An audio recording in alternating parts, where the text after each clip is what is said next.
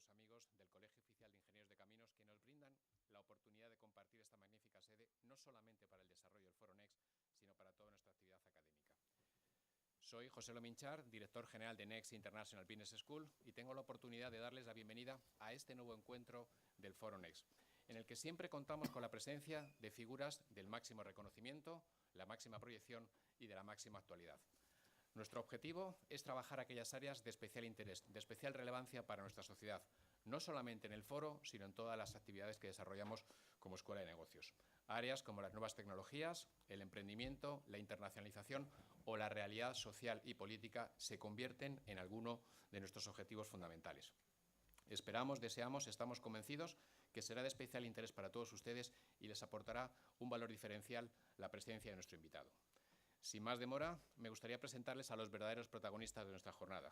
Con todos ustedes, el honorable señor Santi Vila, conseller de Empresa y Conocimiento de la Generalitat de Cataluña, y don Manuel Campo Vidal, presidente de Next International Business School. Bienvenidos. Gracias, doctor Lominchar. Muy buenos días a todos. Hoy es lunes.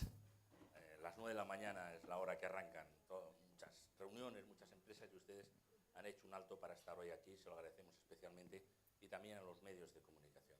Es una convocatoria de la Escuela de Negocios Next. Tuvimos la semana pasada a Josep Borrell, autor de un libro muy interesante, junto con Josep Piqué, Francesc de Carreras y el notario López Burniol, Escucha Cataluña, Escucha España, y también convocado por Sociedad Civil por el Debate.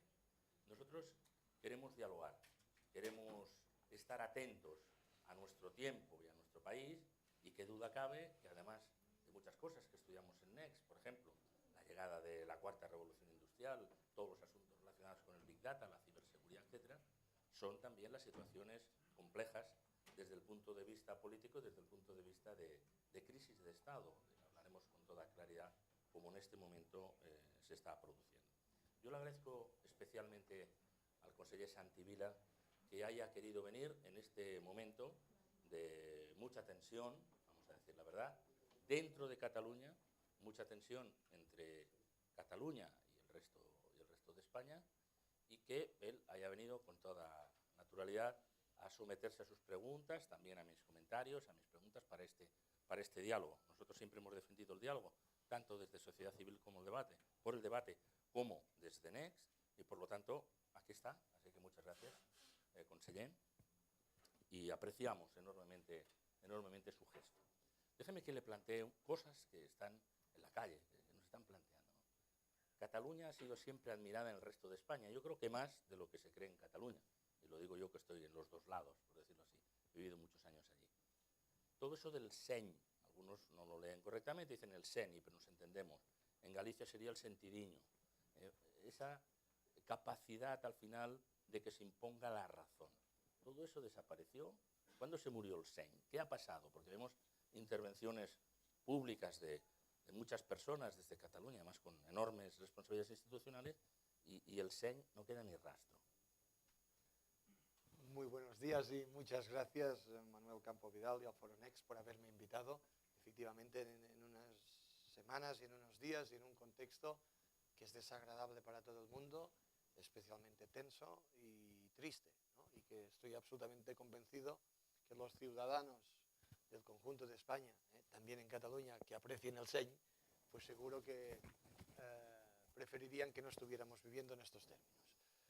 Yo no acabo de estar convencido de que se haya perdido el seny. Otra cosa es si en estos momentos es el valor predominante, y si todos nuestros comportamientos, especialmente en el ámbito de la política, responden a una actitud de moderación, de ponderación, que se inscribe en una cierta ética de la duda, donde lo que opina el otro pues tiene que ser considerado, tiene que ser evaluado, es decir, ¿por qué hemos llegado a este punto? Y en ese sentido, rastrear si hay seny o si no hay seny, pues nos llevaría un poco lejos. Y yo quiero pensar que más allá de algunas decisiones que se han tomado y que seguramente solo se justifican por estas circunstancias tan excepcionales, en general continúa habiendo un hilo de sensatez, de sentido común, y el catalanismo político, incluso en su historia más reciente, lo ha exhibido. quiero situar como antecedente, ni remoto como antecedente, el fracaso de la negociación del Estatuto de Autonomía. En la negociación sobre el Estatuto de Autonomía hay que recordar que un Estatuto de Autonomía que partía de una promesa del presidente Rodríguez Zapatero, se aprobará en las Cortes lo que ustedes en el Parlamento de Cataluña de una forma mayoritaria hayan aprobado. Este estatuto fue revisado en las Cortes, revisado a la baja, pero a pesar de eso, el seny del catalanismo moderado lo avaló en Cataluña. El estatuto es avalado en Cataluña por el catalanismo político moderado, con una participación en un referéndum en Cataluña importante, y a pesar de todo el Tribunal Constitucional vuelve de nuevo a revisarlo. Aquí hay una primera crisis importante, institucional, que en algún momento deberemos volver a revisar, porque ¿cómo es posible que cuando una ley de este calibre, como el Estatuto de Autonomía, ha sufrido todo el trámite parlamentario, ha sido enriquecida por los parlamentarios en Barcelona, en el Congreso, en el Senado, ha sido confirmada refrendariamente por la ciudadanía, pues el Tribunal Constitucional pudo tomar las decisiones que tomó? A pesar de todo, hubo una segunda fase en que efectivamente el catalanismo político volvió a exhibir moderación, y es cuando en 2012 se intenta situar el debate en torno a la necesaria reforma fiscal y a corregir una situación que, en la opinión del Govern de la Generalitat, y creo que incluso académicamente está acreditado, pues hay que corregir, que es una situación de déficit fiscal objetivo que interpela a todas las comunidades del Estado, que en estos momentos pues ven como su posición, desde el punto de vista, podríamos decir, de la ordinalidad, pues queda muy comprometida después de hacer las aportaciones de solidaridad y de cohesión necesarias. De nuevo, aquello acabó en fracaso, y el intento de situar la discusión política, ¿no?, en términos pues razonables y inteligibles a ambos lados, en Barcelona y en Madrid, pues no salió bien. A partir de aquí se explora la posibilidad de forma acordada, pactar algún tipo de consulta entre las instituciones de la Generalitat, con el Gobierno y el Parlamento delante, y el Gobierno del Estado. Ha sido imposible. Es inevitable que también surja la pregunta de decir, hombre, España, que es en estos momentos una sociedad moderna, avanzada, de la que desde muchos puntos de vista todos nos podemos sentir muy orgullosos, que ha resuelto el desafío de la modernidad, que a principios del siglo XXI escribieron los profesores Palafox y Fusi, con nota, insólitamente. Una sociedad avanzada, de progreso, moderna, de nuevo vuelve a tropezar con sus fantasmas y con sus demonios de siempre, y es incapaz de resolver su diversidad nacional. ¿Tan difícil es eso? Dice, hombre, si para un catalanista, ¿no?, yo creo que en este sentido nos encontramos el 80% de los ciudadanos en Cataluña. La diversidad es un valor, no es un problema. El reconocimiento de Cataluña como nación por razones históricas, y también porque subjetivamente los catalanes mayoritariamente lo sienten así. No tenemos la habilidad, la audacia, siendo como somos una sociedad moderna, avanzada, de haber encontrado un encaje a esta situación. El profesor Jover lo teorizó hace décadas, ¿no? España, una gran nación de naciones, haciendo de la diversidad un valor y un problema. No, esto es una cuestión que irrumpe y nos interpela en lo más esencial de nuestra manera de pensar. Bueno, pues si hablamos de seny, pues todos lo perdemos un poco cuando en la agenda tenemos cuestiones que tienen que ver con la identidad. Permítame que le diga, siempre se habló, había un catalanismo radical, porque independentismo ha habido siempre. Había pues partidos independentistas a lo largo de la historia. Pero ahora da la sensación, le escuchaba a Josep Piqué, que son las propias instituciones, es decir, la Generalitat y también el Parlamento, los que desarrollan el papel motor del independentismo que correspondía antes solo a partidos independentistas. ¿Qué quiere decir? Que ha desaparecido el catalanismo moderado, usted pertenecía a Convergencia, ahora se llama PDeCAT, todo eso ha desaparecido, la tensión entre los dos polos del arco voltaico ha quemado cualquier otra posibilidad de matices entre el blanco y el negro. Incluso desde un punto de vista intelectual académico, ¿no? Veo aquí el vicerrector de la Universidad de Lleida. La moderación no es una adscripción ideológica, la moderación es una actitud. tú, una ética de la duda, un compromiso con la posibilidad que el adversario político tenga parte de razón o tenga sus razones. Es evidente que en estos momentos la agenda política que se está siguiendo en Cataluña es una agenda radical. Radical desde el punto de vista que ha intentado ir a la raíz del problema. Y la raíz del problema es que el consenso constitucional, admitámoslo, se ha roto. Y como se ha roto el consenso constitucional, estamos en una nueva etapa. En una nueva etapa en la que algunos hemos llegado a la conclusión que precisamente no es la política quien tiene que ser protagonista, sino los ciudadanos. En este sentido, a mí me gustaría que la política tuviera un papel relevante. Y yo echo de menos más política, especialmente aquí en Madrid. La sociedad catalana ahora está muy politizada. Y para los que somos moderados actitudinalmente, la politización y la movilización política en las calles, por muy cívica, por muy pacífica que sea, por muy positiva y constructiva que procure ser, no es una noticia especialmente agradable, en mi opinión, estrictamente personal. Y yo preferiría en este sentido que volviéramos a la aburrida vida de una democracia madura en la que la política la ejercen los representantes políticos, ¿no? Y cuando los ciudadanos somos llamados a votar, pues ejercemos con toda libertad, tranquilidad, serenidad nuestro voto y si no hay nada de nuevo, pues nos dejen hacer nuestras vidas tranquilamente y ocúpense de lo que se tengan que ocupar. En Cataluña la situación está muy politizada y yo honestamente creo que aquí en Madrid, especialmente si tenemos en cuenta cómo ha gestionado hasta la fecha el gobierno del presidente Mariano Rajoy la crisis con Cataluña, pues la política está especialmente desactivada. Y las respuestas que se han ido dando a esta crisis tan grave, pues en mi opinión se quedan muy cortas y son impropias de una sociedad, de una economía madura, moderna, avanzada, que tiene siempre la habilidad y la flexibilidad de gestionar problemas muy graves, como es este. Yo celebro que usted diga que España es una sociedad moderna, avanzada y madura, y sé que lo piensa de verdad, porque lo conozco hace tiempo y se lo he escuchado y lo ha defendido en todos los foros los que ha ido. Pero toda la propaganda que se ha hecho del España no roba, todo era de que eso es lo más antiguo, que eso es el retraso, era justamente todo lo contrario. Todo lo que viene desde Cataluña, que se dice a los ciudadanos de Cataluña, y usted sabe que eso ayuda a crear ahí una fractura social muy importante, es España es atrasada, España es del siglo XIX, España es franquista, no se respeta la democracia y todo ese tipo de cosas. O sea que yo celebro escuchar pero no sé si es una opinión, permítame que se lo diga, conseller personal, no sé si lo comparten otros miembros del gobierno eso también, porque desde luego no es la doctrina oficial y no es lo que se está diciendo habitualmente y dicen incluso muchos miembros del gobierno. Bueno, yo creo que en el caso del catalanismo político ahora en Cataluña concurren evidentemente dos sensibilidades muy claras, ¿no? O dos tradiciones muy claras. Hay una tradición nacionalista que lógicamente vive, explota y cultiva una serie de tópicos, ¿no?, que beben ya del pesimismo español decimonónico, ¿no? En este sentido, es una tradición ideológicamente muy vinculada a una determinada manera de pensar, a un determinado fatalismo, ¿no? Y se parte siempre de los mismos tópicos. Esta tradición nacionalista en Cataluña también tiene su réplica en una tradición nacionalista en España muy fuerte, porque en este momento de tensión política, que uno de los argumentos que se esgriman es que España es la nación más antigua de Europa, pues bueno, está muy bien desde el punto de vista del debate intelectual-cultural, pero no aporta nada al conflicto político.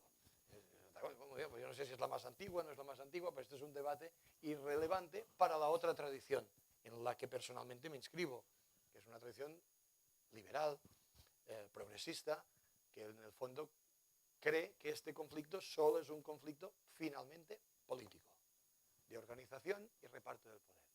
Y en este sentido, pues creo que cuesta de explicar, más allá del consenso constitucional de 1978, que en 2017 una comunidad que tenga, pues en estos momentos, que suponga el 17% de la población del conjunto del Estado, el 20% de su Producto Interior Bruto, el 25% de las exportaciones, no tenga el correspondiente poder político asimétrico en una organización como es en este caso el Estado español. Yo creo que de aquí llora la criatura, ¿no? De que es una expresión muy catalana, ¿no? ¿Qué está pasando aquí? pues que las cosas han ido evolucionando, han salido razonablemente bien y ha llegado un momento en que problemas objetivos no se han sabido resolver y eso ha tenido inevitablemente una lectura en clave sentimental, en clave emocional, en clave nacionalista también, y aquí estamos. Pero, insisto, estamos poniendo las tintas en los propios errores en Barcelona, pero yo creo que también aquí ha habido una respuesta más nacionalista que propia de una tradición liberal democrática en la que sencillamente se identifican los problemas y sin demasiados prejuicios pues se intentan abordar. Sí, siempre hemos tenido esa figura del choque de trenes, el choque de trenes que se trata de evitar, y hemos tenido muchísimas conversaciones, muchas privadas también, entre unos y otros, a ver cómo el choque de trenes se puede evitar. En el último mes, yo diría que los últimos 15 días, esto ha tomado una aceleración directa al choque de trenes, sobre todo con los sucesos del Parlamento en el que fueron conculcados claramente los derechos de una minoría, era la minoría, pero era de los diputados. Esto ha tenido una aceleración extraordinaria. ¿Usted cree que finalmente el choque de trenes se puede parar? ¿Hay algún cambio de aguja que pueda en el último momento? ¿Qué tendría que suceder para que no fuéramos definitivamente a ese choque que ha comenzado ya con los hechos del Parlamento y con todo lo que ha venido a continuación? Si la respuesta la baso en mi argumentario oficial, la respuesta es fácil. El presidente Puigdemont lo ha reiterado en diversas ocasiones. Esto se para si el presidente Rajoy me llama, ¿no? Y decimos, bueno, ¿cómo garantizamos que los catalanes puedan votar? Vayamos a hablar de qué se puede votar, cómo se puede votar, cuándo se puede votar, y en ese sentido eso para automáticamente el choque de trenes. Conscientes de la dificultad del momento, porque es evidente que estamos en unas circunstancias muy especiales, yo creo que lo que hay que procurar de entrada es no añadir presión, no añadir velocidad a este conflicto que se va a encarnar muy claramente el día 1. Y lo que nos tenemos que preguntar todos es qué decisiones vamos a tomar de aquí al día 1 y si estas decisiones nos van a ser útiles o perjudiciales para el día 2. ¿Por qué? No creo que ahí hay que ser muy audaz si llegamos a la conclusión de que después del día 1 vendrá el día 2, ¿no? Y el día 2 de octubre pues tendremos que estar todos en condiciones de serenamente evaluar qué ha pasado aquel domingo en la que se ha convocado a los catalanes a votar, en las circunstancias que son previsiblemente las que son, pero el gobierno de Madrid seguirá en sus funciones y el gobierno de la Generalitat previsiblemente pues también seguirá teniendo una responsabilidad que atender y tendremos, insisto, y este es el dato, la variable más difícil de liberar, 2,5 millones de ciudadanos en Cataluña que están absolutamente convencidos que Cataluña tiene derecho a decidir, y de estos 2,5 millones hay cerca de 1 millón que están convencidos que Cataluña tiene que ser un país independiente. Absolutamente convencidísimos, y que lo va a ser. Es decir, cómo la política da respuesta a estas, en algún caso legítimas, inquietudes y por tanto, cómo somos capaces de gestionar políticamente esta cuestión de una forma democrática, radicalmente democrática, ordenada y propia de una sociedad avanzada, es lo que nos interpela para el día 2 de octubre. Yo insisto, empezábamos este coloquio hablando de moderación. A veces cuando hablo en público o en privado sobre esta cuestión, incluso aquí en Madrid, con buenos amigos de todos los partidos políticos, digo, bueno, ¿y qué hay que hacer? Pues de momento ser todos muy moderados, ser todos muy moderados. La moderación a mí me da la impresión que es la única receta que podemos aplicar en los próximos días, en las próximas semanas. Luego veremos cómo gestionamos y cómo administramos. Y, finalmente, la moderación solo es eficaz cuando tiene su interlocución muy bien definida. La pregunta también es decir, bueno, pero de verdad, ¿quién manda en Cataluña? Ya sé que hay un presidente, ya sé que hay un parlamento, pero claro, la particular alianza en el gobierno con la CUP, que es un partido anticapitalista, antieuropeo, anti-OTAN, eso lo dice su programa, no lo digo yo, está ahí planteado, es una asociación extraña y uno tiene la sensación de que muchas decisiones del gobierno que preside Carles Puigdemont, gobierno del que usted forma parte, están muy condicionadas por la presión de la CUP, porque si no, no te apruebo los presupuestos, etcétera, etcétera, en primer lugar. Y después hay la sensación de que organizaciones como la Asamblea Nacional de Cataluña, Òmnium Cultural, etcétera, tienen una presión como fuerza que condiciona las decisiones del gobierno. La pregunta es clara con ese fondo. ¿Quién manda de verdad en Cataluña, conseller? En primer lugar, puedo hablar, creo, con una hoja de servicios muy precisa y nítida en relación a la CUP. Yo este mes de julio llevé a los juzgados a la CUP, y sin manías, ¿no? Y en el gobierno pues hubo un silencio sepulcral cuando desde la Consejería de Empresa dijimos a estos señores hay que llevarles al juzgado. Porque hubo, y se reivindicó efectivamente un ataque a un autobús, ¿no?, por parte de las juventudes de CUP y una actividad de denuncia desde el punto de vista de turismofobia, etcétera, etcétera. Muy bien. Perdone, porque en sus competencias está también el turismo, ¿no? Efectivamente, y por la ley de turismo, artículo primero, artículo tercero, pues es obligación de la Consellería pues, defender la actividad turística y la marca Barcelona y la marca Cataluña. Bueno, hicimos lo que teníamos que hacer y yo creo que por poco que ustedes hayan tenido la paciencia de informarse un poco de quién estaba hoy aquí invitado, pues sabrán que en ese sentido mis opiniones políticas y las de la CUP no tienen nada que ver, nada que ver. Dicho esto, ¿quién manda en Cataluña?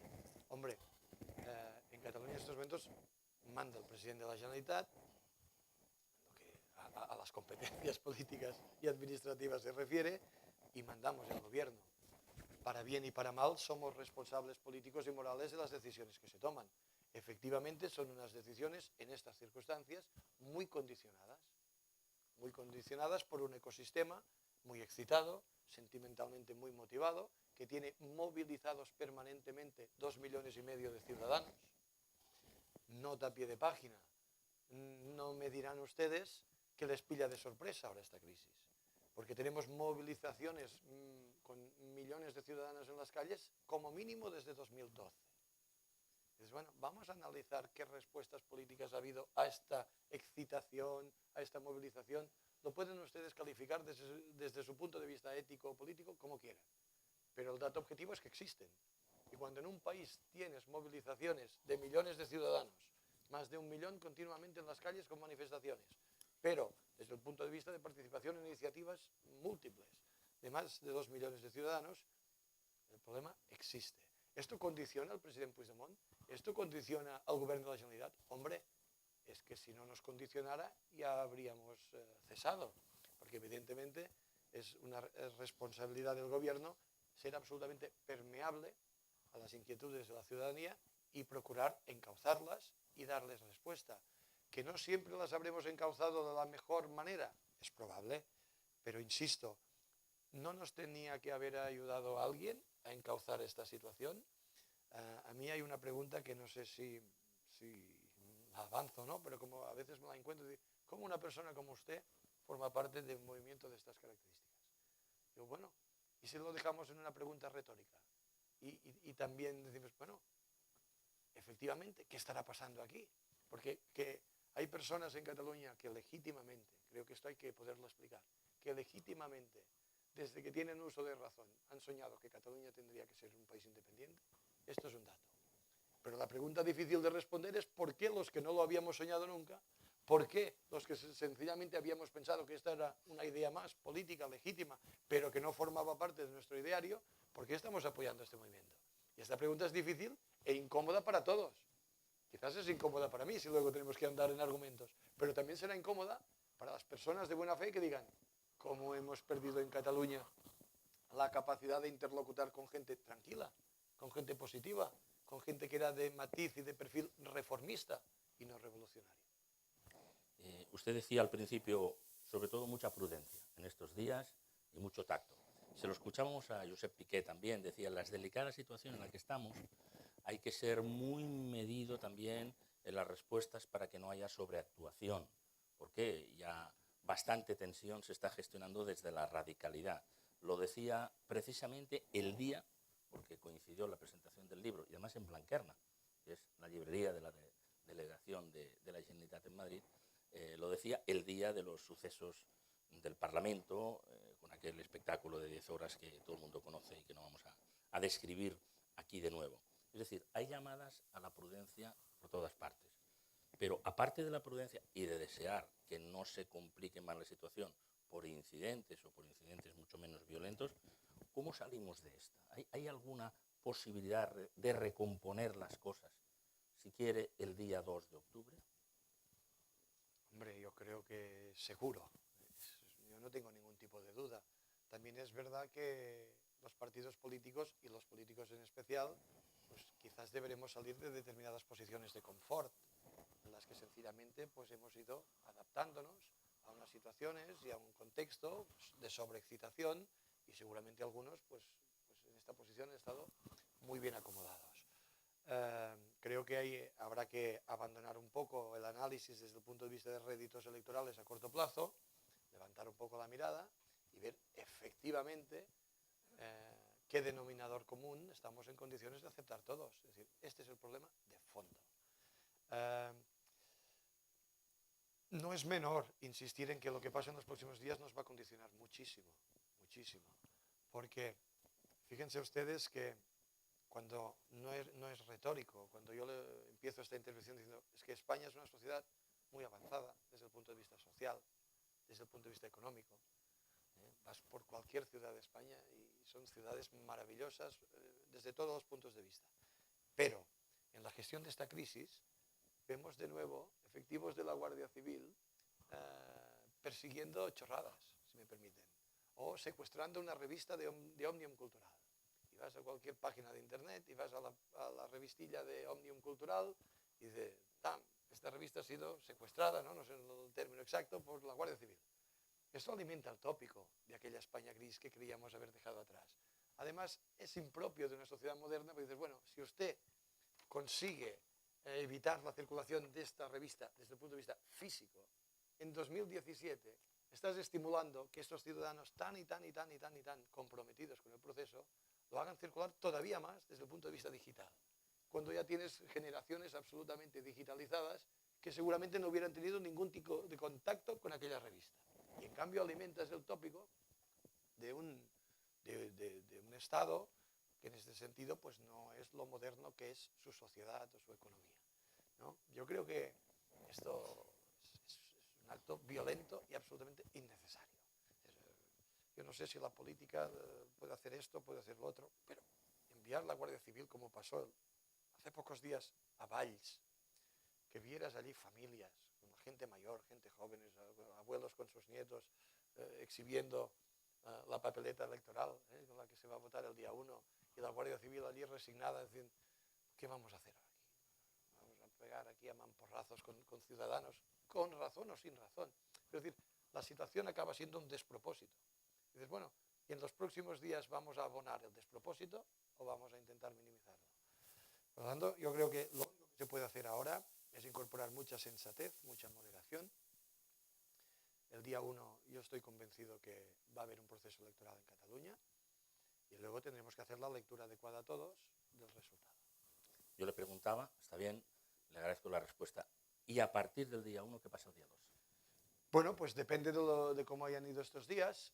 Yo soy partidario de que haya los mínimos incidentes y que haya en este sentido los mínimos problemas graves, especialmente me refiero desde el punto de vista judicial, a gestionar. Esto no ayuda.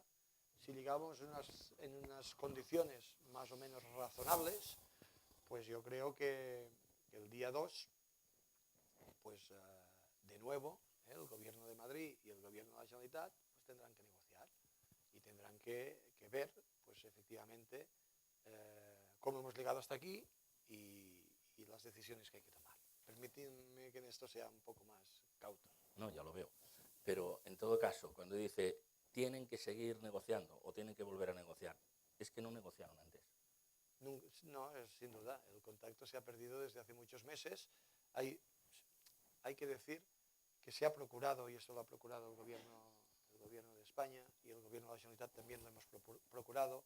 Creo que la gestión del último atentado lo escenificó muy bien, que la vida cotidiana de los ciudadanos no se resienta en nada de este conflicto político. Yo tuve contactos como conseller con el ministro Álvaro Nadal, la misma noche del atentado estuvimos hablando, me comentó algunas iniciativas que iba a tomar el Gobierno de España, las contrastamos con las que en nuestra opinión había que tomar con el Ayuntamiento de Barcelona, etc. Es decir, que se ha procurado que el contacto entre los gobiernos, desde el punto de vista de nuestras agendas de vida cotidiana, siga vigente y yo creo que está dando sus resultados de una forma razonablemente positiva, compatible con que en estos momentos no existe ningún tipo de diálogo, y creo que durante el 2017 prácticamente no ha existido, en lo que se refiere a cómo canalizamos pues, las garantías para que los ciudadanos de Cataluña puedan votar y puedan ser consultados sobre el futuro de Cataluña. Yo le agradezco que haya aceptado algunas preguntas del público que tienen ahí, por favor, esas preguntas que tienen también de los medios de comunicación o de las personas que están asistiendo, y le agradezco que haya aceptado esa posibilidad de poderle preguntar. Yo le quería decir sobre el tema fiscal, se ha dicho muchas veces, bueno, esto es un problema de dinero, es una manera de resolver esto, usted sabe que esta expresión se dice. Y otros han dicho, bueno, a eso ya llegamos tarde. Eso quizá hubiera arreglado las cosas hace un año, 2 años, en fin, la cifra que le quieran poner, pero en este momento esa página ya se pasó, esa pantalla ya se superó, etcétera, etcétera. ¿A qué llegamos tarde? ¿Qué se puede rescatar? ¿Y qué se puede empezar a reconstruir que no se hizo en este tiempo a partir del 2 de octubre y ojalá fuera antes? Agradezco mucho esta pregunta porque efectivamente hay un problema de dinero, hay un problema de organización y reparto del poder político, económico, fiscal, pero no solo hay un problema económico, también hay un problema de reconocimiento. Y hay un problema en ese sentido que yo viví continuamente en mi etapa como conseller de Cultura. Lo hablaba incluso en alguna ocasión con el propio ministro y con su equipo, ¿no? ¿Cómo puede ser que vayáis por el mundo y no presumáis del mismo modo de la lengua catalana, de la literatura catalana, que del conjunto de las literaturas que genera la cultura española, en este sentido, o el Estado español? Oh, sí que lo hacemos, no lo hacemos, tal, y entramos en un debate muy, muy interesante, pero en general no me costaría especialmente acreditar que no se ha vivido con el mismo orgullo determinadas expresiones culturales del conjunto del Estado que la que es propia de la identidad y de la cultura mayoritaria en España, que es la cultura castellana. Esto es así, ¿no? Y yo creo que esto no ha ayudado y ha dado la sensación de decir, hombre, y esto es ampliamente compartido en Cataluña, igual la única manera de garantizar que efectivamente puedas ir pues con orgullo por el mundo y presumiendo con orgullo de tu propia identidad y que no tengas que dejar de ser quien eres, es intentar conseguir un Estado propio. Porque si no hay ningún Estado que te sienta como propio, pues es que aquí hay un problema, ¿no? Y fíjense ustedes que en el uso de la lengua catalana, pues los conflictos son continuos. Ya el Tribunal Constitucional dijo lo que tenía que decir y ha habido muchas leyes en que han revisado una situación que cuando algún ciudadano español residente fuera de Cataluña visita Cataluña, descubre rápidamente que no es una situación, ni ha sido nunca, una situación conflictiva. Nunca ha sido una situación conflictiva.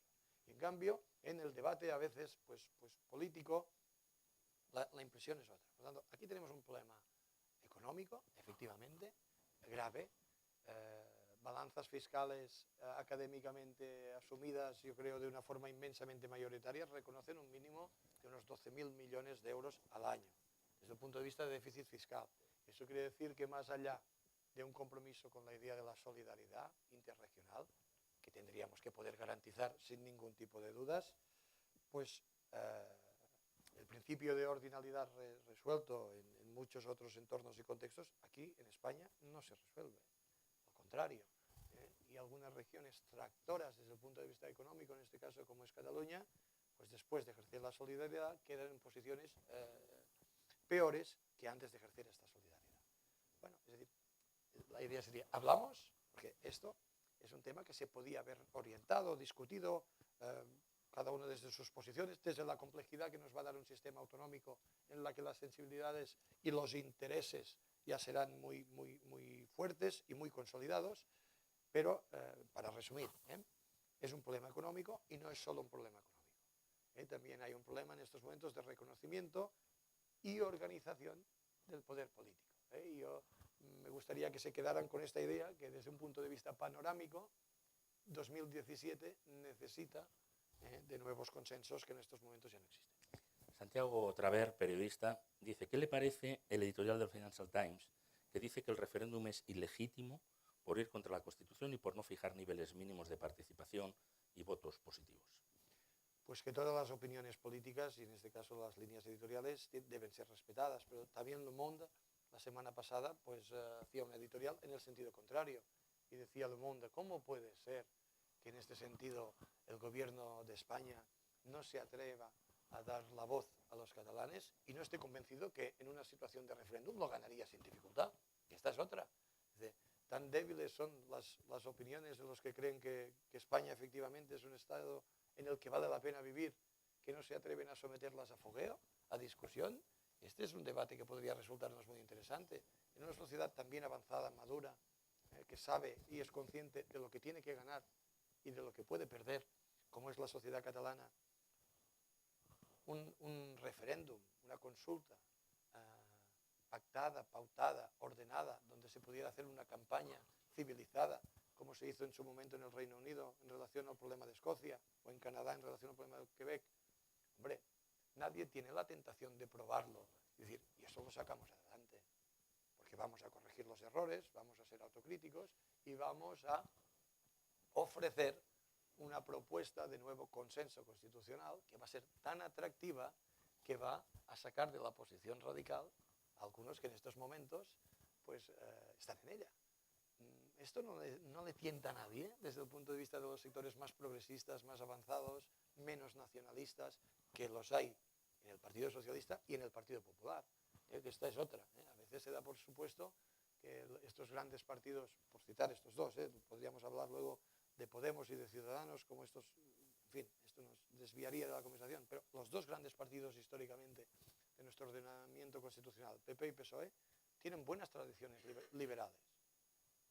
En España el liberalismo siempre ha sido flaco, ¿no? pero tienen buenas tradiciones liberales.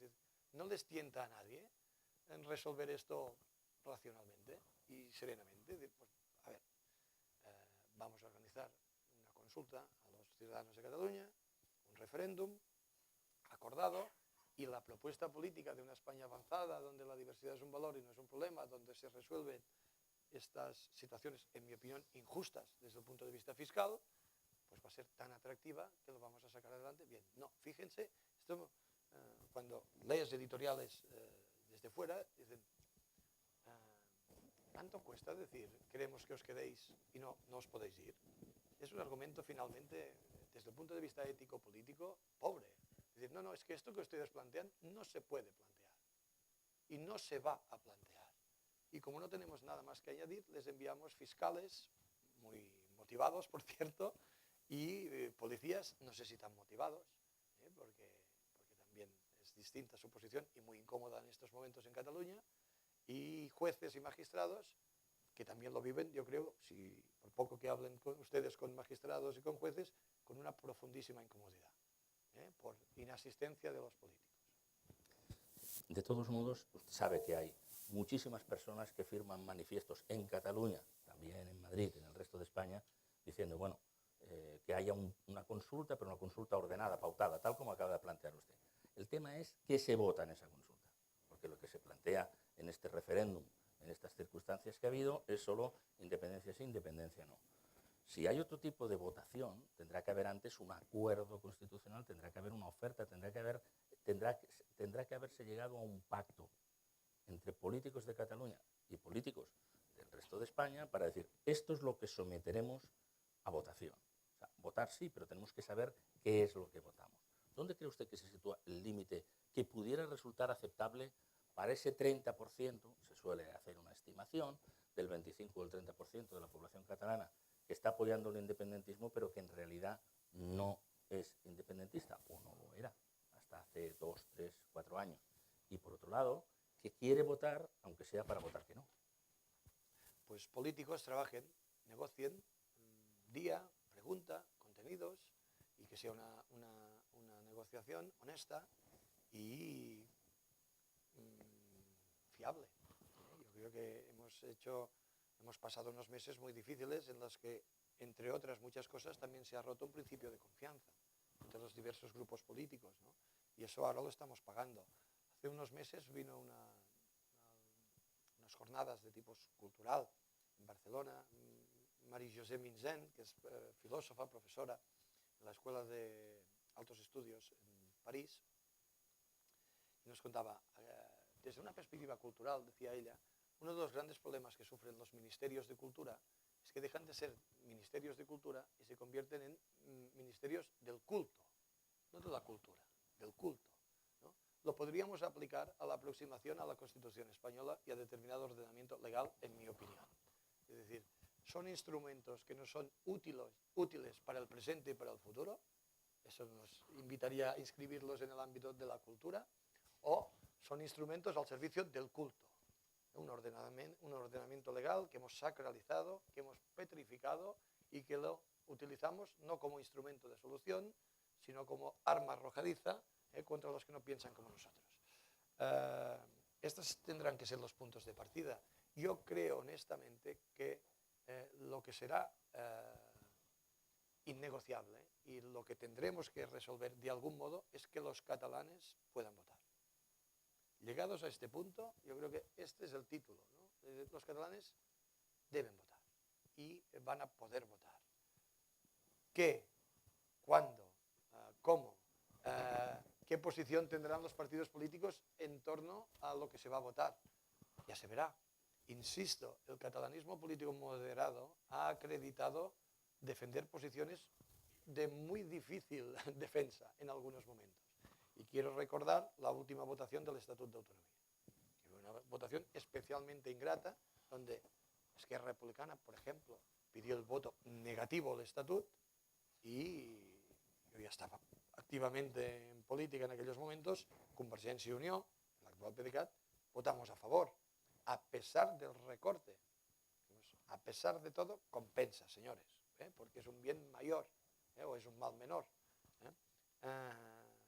Pero, insisto, llegados a este punto, ¿quién tiene mayor responsabilidad desde el punto de vista de poner sobre la mesa respuestas, ¿no? Y soluciones?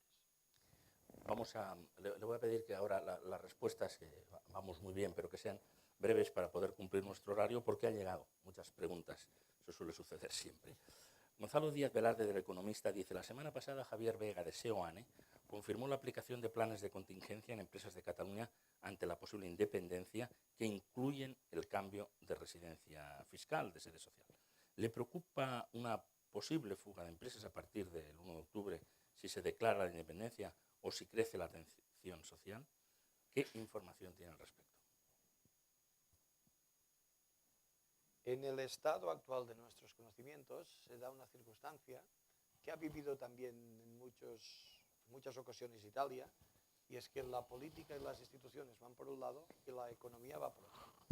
Y si analizamos con datos objetivos, serenos, científicos, el comportamiento de la economía española en general y en concreto en Cataluña, este último 2016 y este primer semestre del 2017, los datos son muy buenos. La economía está creciendo en estos momentos a un nivel superior al 3%. El primer semestre de 2017 las inversiones extranjeras en Cataluña han sido mejores que nunca. El cómputo de empresas, incluso como esto forma parte de un debate político allí continuo, ¿no? Y es un arma también arrojadiza entre los partidarios y los contrarios, lo hice estudiar un poco, y incluso el balance de empresas que cesan su actividad o abren su actividad, si comparamos Barcelona y Madrid, tiene un saldo positivo a favor de Barcelona en estos momentos. Son datos que tienen el interés que tienen. Pero yo creo que el resumen es que en estos momentos la economía no se resiente en nada de la crisis y del conflicto político que estamos viviendo. Porque todos los indicadores de exportación, de inversiones exteriores internacionales en Cataluña, el comportamiento desde el punto de vista de crecimiento del Producto Interior Bruto, de generación de empleo, son muy positivos. Eso nos tendría que interpelar a que siga siendo así. Estamos acompañados, les decía al principio, por personas de distintas empresas, por el embajador de Honduras, alguna persona, diplomáticos también de la Embajada de Bélgica y otras. Está convocado este acto por Next International Business School y por Sociedad Civil por el Debate, y hay personas que representan, independientemente de su condición de empresarios o de financieros, a entidades de la sociedad civil. En ese sentido, Albolcese, presidente de la Fundación Independiente, dice: cuando la política es insuficiente, como en este caso, y las diferencias no son conciliables, es la hora de la justicia. usted solo nos habla de política y nada de justicia. ¿En qué justicia cree usted? ¿Están usted y su gobierno sometidos al imperio de la ley? ¿Cree usted en la separación de poderes? A usar el calificativo, la política es insuficiente. Yo diría que en estos momentos la política es inexistente. Inexistente. Porque estas movilizaciones masivas empezaron en 2012. Hombre, ya que la política pues, es insuficiente, pues que pasen delante los jueces. Bueno, yo solo diría que más allá de que efectivamente este es el último recurso, lo que nos tenemos que preguntar es si este recurso va a resolver la situación. Porque cuando se hayan inhabilitado a todos los diputados que están a favor del proceso por la independencia, en estos momentos son en Cataluña 72 sobre 135, cuando además se hayan inhabilitado a todos los diputados, por ejemplo los de Podemos, que están absolutamente a favor del derecho a decidir en Cataluña, cuando se haya inhabilitado la mesa del Parlamento, a todo el gobierno y al presidente Puigdemont, el problema estará mejor o peor. Yo les invito a que vayan ustedes por Cataluña. Mi pareja es de Madrid, la he llevado a ver la Patum de Berga. Vayan ustedes por Girona, vayan ustedes por Lleida, vayan ustedes, en fin, un día de diada a Barcelona. Dicen, no, es que esto es un producto, dicen, es que los análisis pueden ser siempre muy fáciles, muy confortables para las propias posiciones. Es que están embriagados o es que están abducidos, ¿no? Creo que la semana pasada la palabra del calificativo de moda fue, están abducidos. Pues qué gran capacidad de abducción, ¿no? y de embriagarse de tantos millones de ciudadanos, ¿no? Creo que es un análisis que no sé si les costó mucho trabajo llegar a esta conclusión, porque es relativamente fácil, ¿no? Y en consecuencia, dice, hombre, división de poderes, sin ningún tipo de duda, sin ningún tipo de duda. Pero, hombre, en estos momentos van a convenir conmigo, y yo procuraré ser muy respetuosa en esta afirmación, que la división de poderes en el Estado en estos momentos no pasa su mejor momento tampoco. No pasa su mejor momento. Y los últimos 5 años del Tribunal Constitucional no son especialmente ejemplares, ni las reformas que ha llevado a cabo el gobierno del presidente Rajoy han sido especialmente delicadas, como la propia Comisión de Venecia advirtió. Es decir, señores, dar al Tribunal Constitucional capacidad de sancionar, de suspender políticos.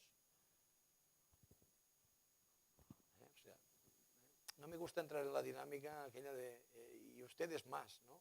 Porque distorsiona la realidad. Porque yo estoy con ustedes en muchas cosas y no me siento nada afín a los presuntamente míos en algunas otras.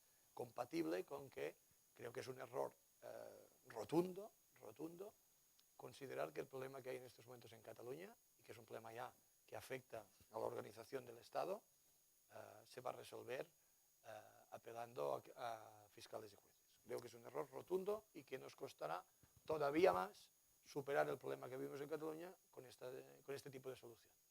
José María Rivas, de Servimedia, le dice, ¿qué le parece la presión ejercida sobre los alcaldes del PSC que se niegan a poner las urnas? Usted ha sido alcalde de Figueras y se puede poner perfectamente en la piel de todos esos alcaldes. Sí, pues es evidente que un conflicto de estas características, en la medida que tiene una componente sentimental y emocional muy fuerte, pues genera tensiones. Y no nos tenemos que sentir orgullosos de estas presiones. Yo he sufrido muchas veces presiones cuando era alcalde, y los políticos que procuramos ejercer nuestra responsabilidad con independencia de criterio, pues a veces eres aplaudido por los ciudadanos y a veces eres presionado por los ciudadanos pues más emocionalmente radicales, ¿no? Sentimentalmente radicales. Creo que la presión institucional política que han sufrido estos alcaldes es perfectamente conllevable. Yo creo que en este sentido no tendríamos que hacer un alarmismo excesivo, y los alcaldes la han capeado perfectamente, los que están a favor de participar de este proceso y los que no lo están. En este sentido, también el contraste es, de nuevo, el 80% de los alcaldes quieren participar de este proceso y quieren garantizar a sus vecinos que el día 1 van a poder votar. Son más del 80% de los alcaldes del conjunto de Cataluña. también la interpretación que tenemos que hacer es que están abducidos, es que están embriagados, es que tienen una presión de entorno que les obliga a actuar de este modo. A mí no me funciona, ni intelectualmente, este tipo de respuesta. Es decir, ¿qué vamos a hacer con estos 760 y no sé cuántos alcaldes? Dices, no, es que hay algunos que efectivamente están en contra y se sienten presionados. Hombre, estamos en el microclima en el que estamos, de tensión y de polarización. Bueno, pues ¿cómo distensamos? ¿No? Creo que no nos aproximamos al tema de una forma adecuada, insistiendo. Creo que sería una exageración considerar que estos alcaldes no pueden salir a la calle. Creo que sería una exageración. Yo tengo una amistad excelente, veo aquí al vicerrector de la Universidad de Lleida con el alcalde de Lleida. Un hombre excelente, un político, en fin, que ha hecho muchas cosas y buenas. O conozco muchísimo el alcalde de Tarragona, por citar dos alcaldes que no quieren participar de este proceso. Bueno, el alcalde de Tarragona, pues el otro día polemizaba con unos ciudadanos y bueno, pues polemizó y discutió y el mundo ha cambiado mucho. Visiten ustedes nuestras webs, nuestras redes sociales, nos dicen de todo.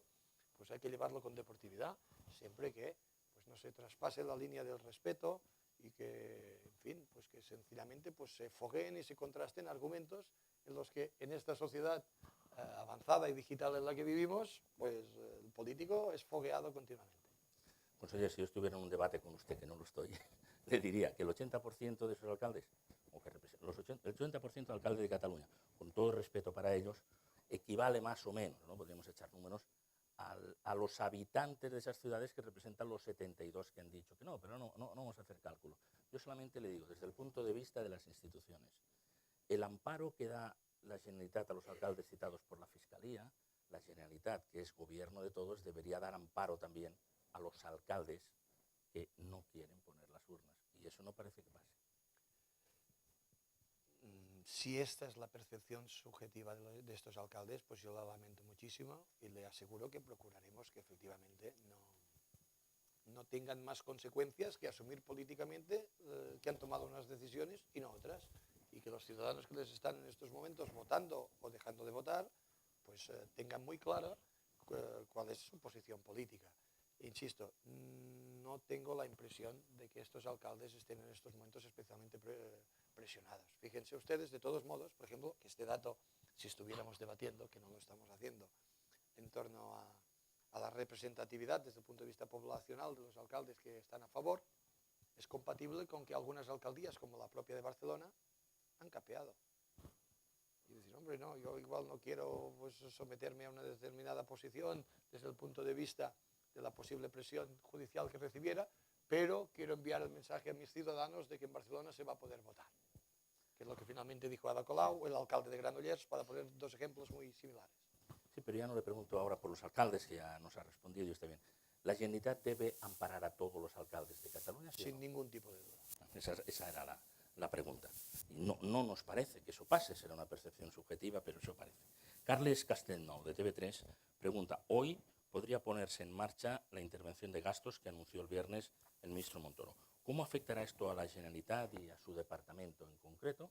Usted tiene el de Economía, Conocimiento, por tanto, universidades y además, empresa, perdón, y turismo.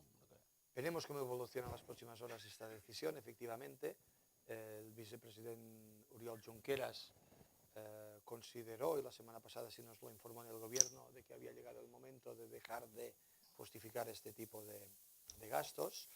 Y yo quiero pensar que nos conjuraremos todos a que en ningún momento ningún proveedor, ningún empleado público, ningún ciudadano perciba ningún tipo de consecuencia negativa desde el punto de vista económico como consecuencia de esta tensión, de este conflicto político que vivimos. Será responsabilidad de la Generalidad y conjuntiva del gobierno del presidente Mariano Rajoy. Es decir, hasta ahora hemos conseguido, y la pregunta sobre temas económicos iba por aquí, que la economía, los ciudadanos no se resientan en nada de este conflicto político. Creo que deberíamos conjurarnos a que siga siendo así. Bien, Javier Jimeno hace varias preguntas, pero le traslado solo dos.